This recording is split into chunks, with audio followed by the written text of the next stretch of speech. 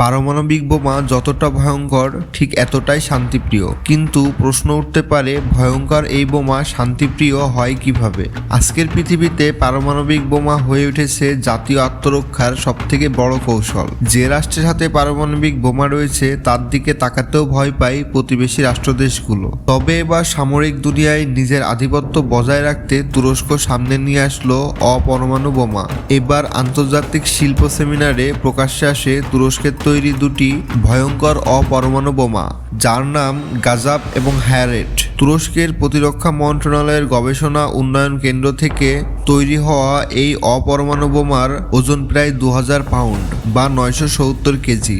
বিস্ফোরণের সময় এই বোমা একাধিক টুকরে বিভক্ত হয়ে 1 কিলোমিটার ব্যাসার্ধের মধ্যে প্রায় 10,000 ইস্পাত টুকরো ছড়িয়ে দিতে সক্ষম।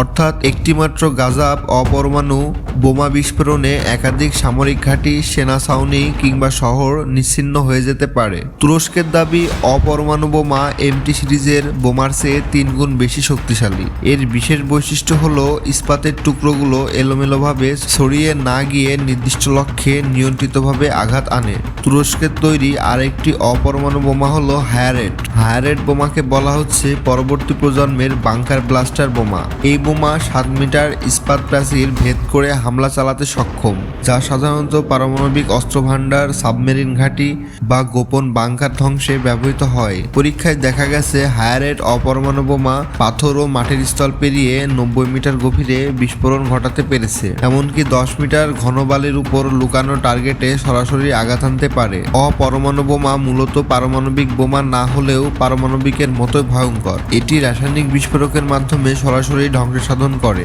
এতে পারমাণবিক উপাদান ইউরেনিয়াম 235 এবং প্লুটোনিয়াম 239 ব্যবহৃত হয় না, ফলে তেজস্ক্রিয় না ছড়ালেও বিস্ফোরণের আঘাত হানে পারমাণবিকের মতোই।